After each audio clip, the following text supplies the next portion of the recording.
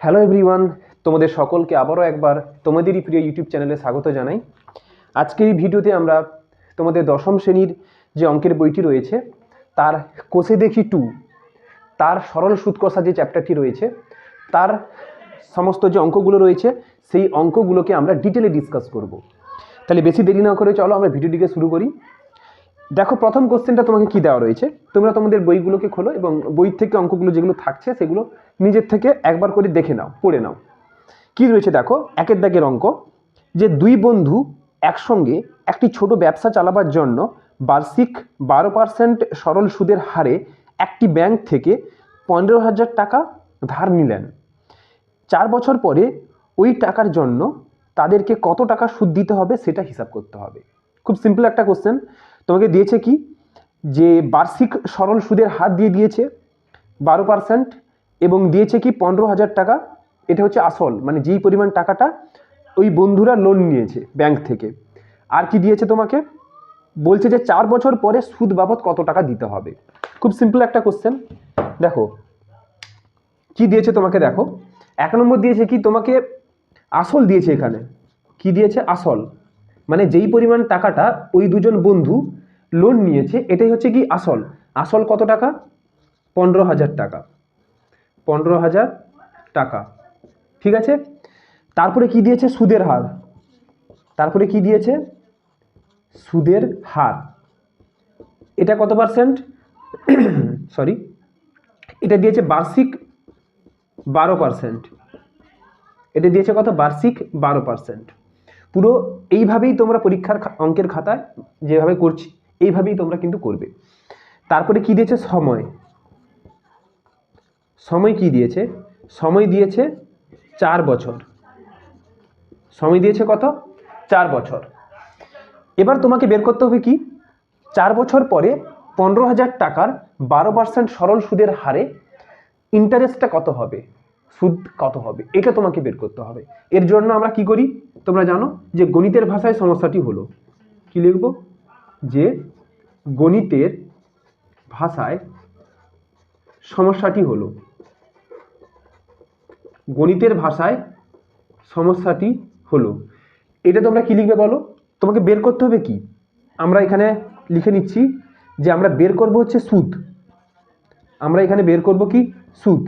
তাহলে যেটাকে আমাকে বের করতে হবে সেটাকে আমরা ডান দিকে লিখব। ক্লিয়ার, সবসময় মাথায় রাখবে, যেটাকে আমাদের বের করতে হবে সেটাকে আমরা একদম ডান পাশে লিখব। তাহলে ডান পাশে আমরা কি লিখব, সুদ লিখব। এবং সুদের ইউনিট কি হয় বা একক কি হয়, টাকা। সুদটা আমরা হিসাব করি কিভাবে, এত টাকা সুদ, তার মানে তার এককটা হচ্ছে কি, টাকা। ঠিক আছে। বাকি তোমরা আসল এবং সময় এটাকে এদিক ওদিক করে লিখলে অসুবিধা নেই। আমরা সিকোয়েন্স ওয়াইজ লিখছি। প্রথমে লিখছি আসল, প্রথমে লিখছি কি আসল, এটা হবে কি, এর একক কি হবে, টাকা। অবশ্যই সব সময় কিন্তু ইউনিটটা পাশে লিখবে ব্র্যাকেটের মধ্যে, ঠিক আছে। আর সময়, এটা কি হবে, বছর। সময়টা কি হবে, বছর। এবার দেখো তোমাকে কি বলেছে, 12% বার্ষিক সুদের হার। 12% কথার অর্থ কি, আমরা জানি যে 12% কথার 12% বার্ষিক কথার অর্থ হচ্ছে, যদি 100 টাকা আসল হয় 1 বছর পরে সুদ দিতে হবে 12 টাকা। এই জিনিসটা তোমাকে মাথায় রাখতে হবে। এটা তোমরা প্রত্যেকটা অঙ্ক করতে গেলে অবশ্যই পরে এই বিষয়গুলো ঠোঁটস্থ হয়ে যাবে। তো এইটা মনে রাখো যে বার্ষিক 12% সুদের হার কথার অর্থ হচ্ছে কি, 100 টাকার 1 বছরের সুদ হচ্ছে 12 টাকা। তোমাকে বের করতে হবে কি, যে 15,000 টাকা, 15,000 টাকার 4 বছরের সুদ কত হবে। 15,000 টাকার 4 বছরের সুদ কত হবে এটা তোমাকে বের করতে হবে। খুব সিম্পল, কি করবে, যে 100 টাকার, আমরা জানি কি, যে 100 টাকার 1 বছরের সুদ, যেমন ঐকিক ত্রৈরাশিক নিয়মে করা হয় আর কি।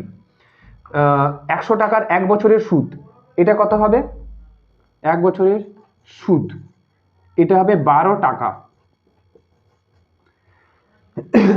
ক্লিয়ার। তাহলে 1 টাকার 1 বছরের সুদ এটা কত হবে, দেখো এখানে এই টাকাটা 100 টাকাটা এখানে কি আসল, এই আসলের সঙ্গে সুদের কি সম্পর্ক হয় এটা আমরা কিভাবে বিচার করি, যদি সময়টিকে আমরা নির্দিষ্ট ধরি, কনস্ট্যান্ট ধরি, তাহলে সময়টা যদি স্থির থাকে তাহলে 100 টাকার 1 বছরের সুদ যদি 12 টাকা হয়, তাহলে আসলটাকে যদি আমরা বাড়াই তাহলে 15,000 টাকার এখানে 1 বছরই হবে, কারণ সময়টা আমরা স্থির রাখছি। 100 টাকার 15,000 টাকার 1 বছরের সুদ কিন্তু বাড়বে। অর্থাৎ আমরা বলতে পারি কি, যদি আসলটাকে বাড়াই তাহলে সুদটা বৃদ্ধি পাচ্ছে। তার মানে এদের মধ্যে সম্পর্কটা কেমন? এদের মধ্যে সম্পর্ক হচ্ছে সরল সম্পর্ক। আর আমরা সরল সম্পর্কের ক্ষেত্রে সবসময় জানি কি, যে প্রথমে আমরা ভাগ করব তারপরে গুণ করব। ক্লিয়ার? এটা ত্রৈরাশিক যে নিয়ম ছিল তোমাদের এর আগের ক্লাসগুলোতে, সেখানে তোমরা এটাকে শিখে এসছো। তাহলে 1 টাকা 100কে 1 করেছি, তাহলে এখানে কি করব, 12/100 টাকা হবে। সাথে এরপরে কি করব আমরা, 15। এরপরে আমরা কি করব, 15,000 টাকার প্রথমে 1 করে নিই, 1 বছরের সুদ, এটা কত হবে বলো, 12/100 গুণিতক 15,000। একইভাবে লিখবে কি, যে এত টাকা, ক্লিয়ার, 15, আচ্ছা এখানে একটা শূন্য হবে, 15,000 টাকার 4 বছরের সুদ, 4 বছরের সুদ। তাহলে এখানে কি করবে তুমি, যে 12/100 গুণিতক 15,000 গুণিতক 4। ক্লিয়ার? এবারে তুমি কাটাকাটি করে নাও, কাটাকাটি করলে এখানে দুটো শূন্য কেটে যাবে। এবারে গুণ করে নাও, 15×4 = 60, তাহলে 12 গুণিতক এত টাকা, অবশ্যই তোমার কত হবে তাহলে বলে, 15×4 = 60 মানে 600। ক্লিয়ার? তাহলে 12×6 = 72, 7,200 টাকা। তাহলে তুমি বলবে কি, অতএব লিখবে কি, যে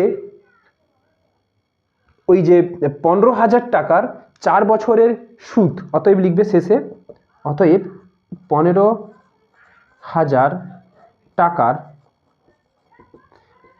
4 বছরের সুদ, 4 বছরের সুদ, এটা কত হবে, 7,200 টাকা। ঠিক আছে, 7,200 টাকা, এটাই হবে তোমার ফাইনাল অ্যান্সার। ঠিক আছে? তো এইভাবেই তোমরা অঙ্কের খাতায় এইভাবে একের দাগের অঙ্কটিকে সলভ করবে। যদি এইভাবে কোনো অঙ্ক পড়ে তাহলে তোমাকে ডিটেলে পুরো লিখে লিখে করতে হবে। ঠিক আছে? এই ছিল ফার্স্ট কোশ্চেন।